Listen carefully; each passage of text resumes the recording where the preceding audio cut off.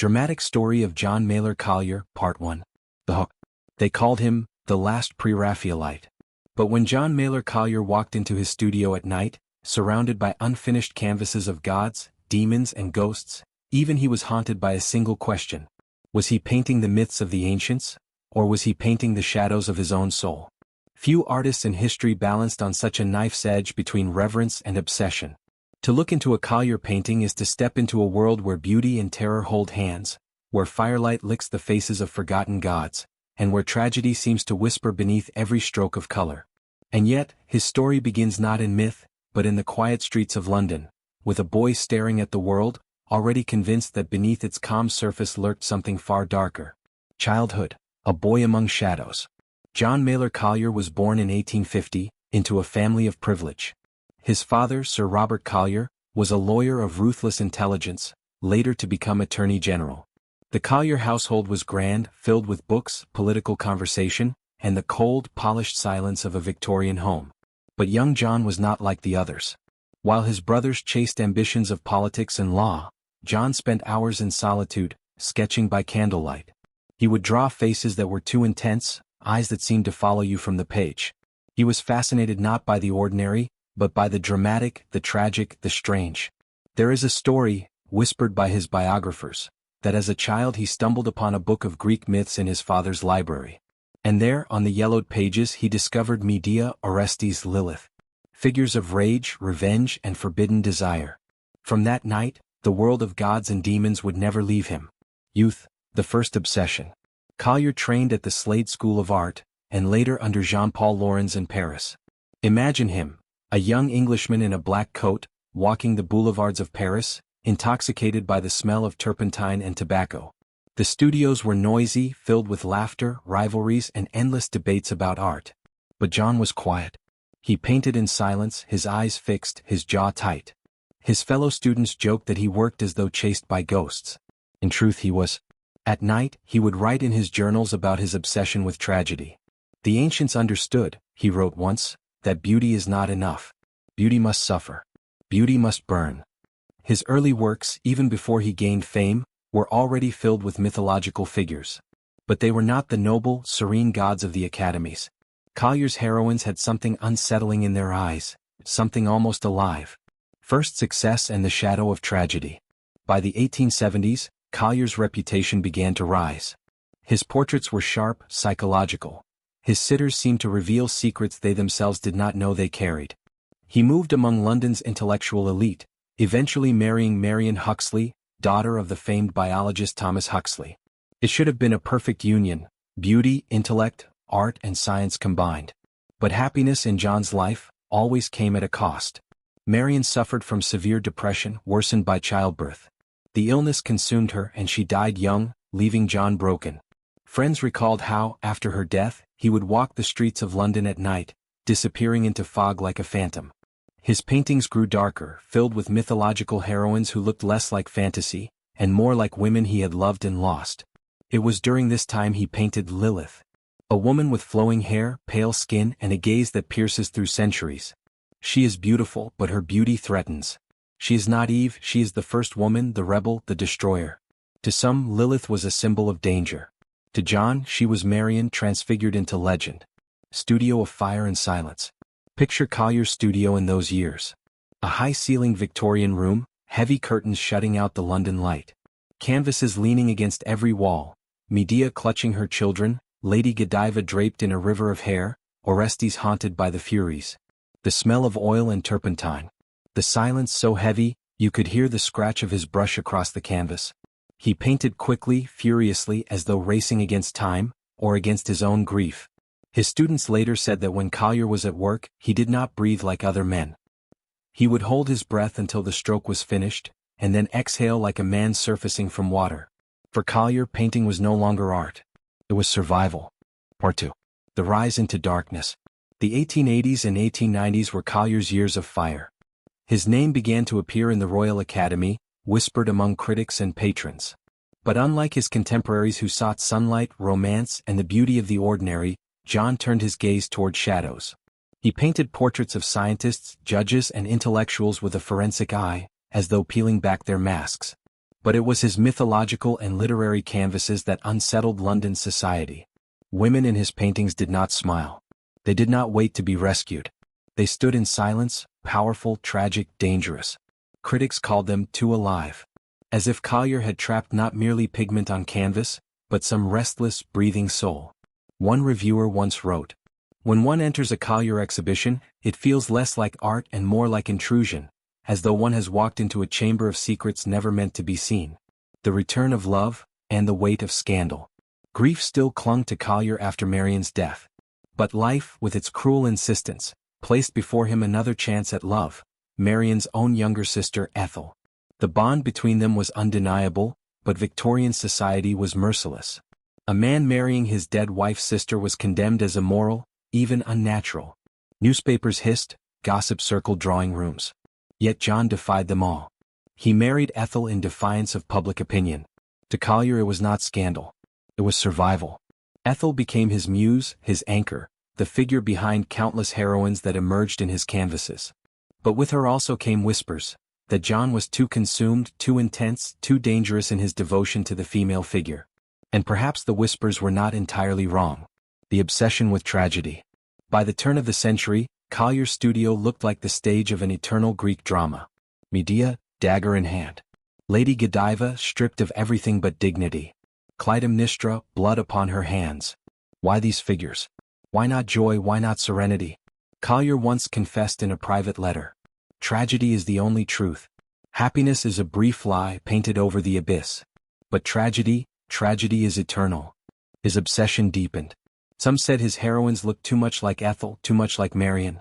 It was as though John painted women not as they were, but as he feared losing them, forever on the edge of betrayal, death, or revenge. To stand before a Collier canvas was to feel a strange pull, as though you were being asked not merely to look, but to participate in the tragedy. Portraits of power.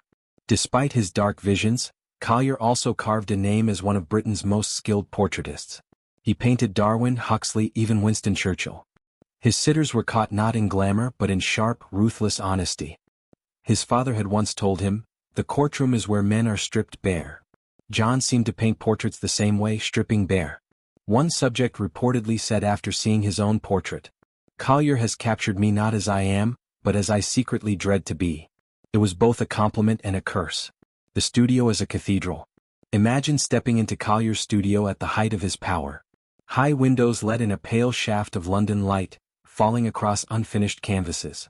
The floor is littered with sketches, fragments of faces, hands reaching upward, eyes staring. A massive easel stands in the center, holding a canvas that seems less like paint and more like a window into another world. When John painted, his students described it as a ritual. He would pace the room, muttering to himself, then suddenly freeze, seize the brush and attack the canvas with a stroke so swift it startled anyone watching. He did not simply paint, he conjured. Some even whispered that his studio felt cursed, as though the figures he painted might at any moment step down from their frames, carrying their tragedies with them.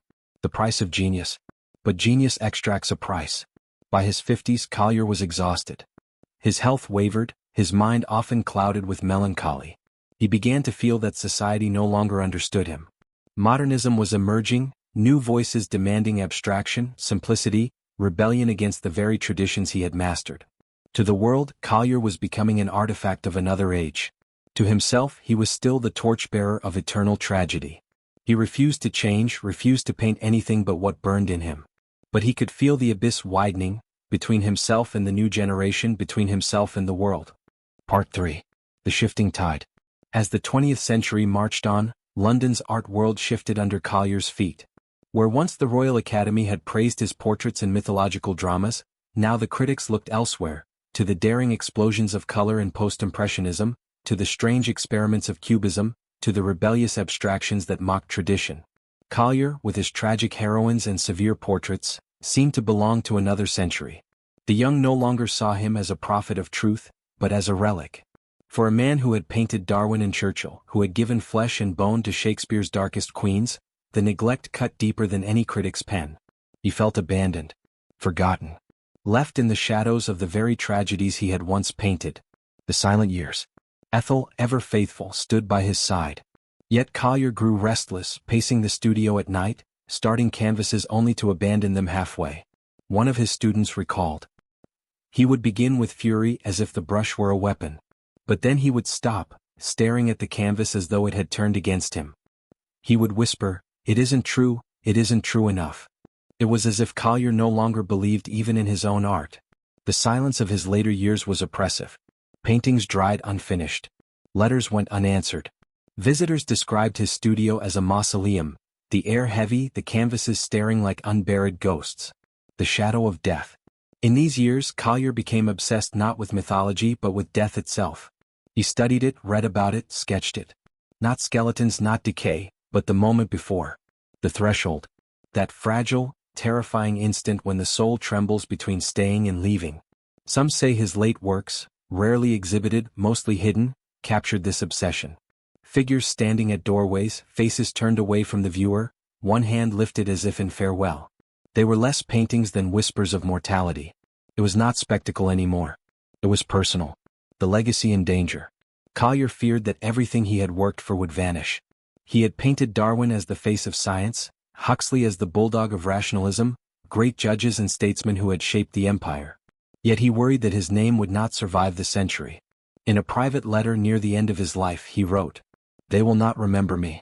They will remember only the lie of happiness, never the truth of tragedy. But tragedy is what makes us human. If they forget tragedy, they will forget themselves." It was both prophecy and confession. The final portrait. In 1934, as his health failed, Collier painted one last self-portrait. The canvas still exists, though rarely displayed. It shows a man in his 80s, gaunt but unyielding, eyes like burning coals in a dying fire. There is no vanity, no attempt at gentleness. It is the face of a man staring directly into the abyss, and daring it to stare back. Those who have seen the painting describe an unsettling sensation, as though Collier is still alive within the brushstrokes, watching, judging. It was his last message: "I am not gone. I am here within the tragedy." The end. John Maler Collier died in 1934 quietly with Ethel by his side. No grand ceremony. No monumental farewell. The world barely noticed. A few obituaries, a few polite acknowledgments of his skill. But his paintings remained, hanging silently in museums, hiding in private collections, waiting. Waiting for those who dared to stand before them and feel the weight of tragedy that Collier believed was the only truth. Final part. Forgotten but never silent. After Collier's death in 1934, his name faded into the margins of art history. Exhibitions moved on to the bold lines of Picasso, the surreal dreams of Dali, the fractured screams of modernism. And yet, his paintings refused to die. Darwin still gazed out from his portrait, unblinking. Shakespeare's Lady Macbeth still reached her hands into the abyss of guilt. Collier's demons, queens, and martyrs still clung to life on their canvases, whispering through the silence of forgotten halls. It was as though his art had taken on his greatest fear, to vanish, and defied it. The ghost in the gallery.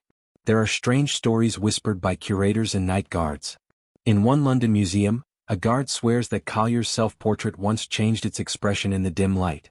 Another claimed to hear footsteps in a closed gallery, only to find himself face-to-face with Clytemnestra, her painted eyes glowing as if alive. Perhaps it was imagination. Or perhaps Collier had poured too much of himself, too much of his darkness, into those works. For some say that when you stare long enough at a Collier painting, it begins to stare back. The legacy of tragedy. Unlike many of his contemporaries, Collier never painted joy, never painted lightness. He believed that only tragedy could reveal the truth of existence. And perhaps that is why his art lingers. In a world obsessed with beauty, he left us something more disturbing. The reminder that beauty without tragedy is only a mask. When we see Lady Godiva ride naked through the streets in his canvas, it is not eroticism, it is sacrifice. When we see Lady Macbeth, it is not theater, it is madness. When we see Darwin, it is not science, it is the weight of human destiny. Collier was not painting people.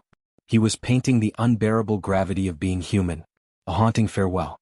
Imagine standing in his old studio today. The windows cracked, the air heavy with dust. You can almost hear the faint sound of a brush dragged across canvas. You can almost feel him watching, waiting. Because Collier never truly left. He remains in every shadow of his canvases, in every trembling hand he painted, in every haunted face that refused to smile. His tragedy became his immortality. The final words.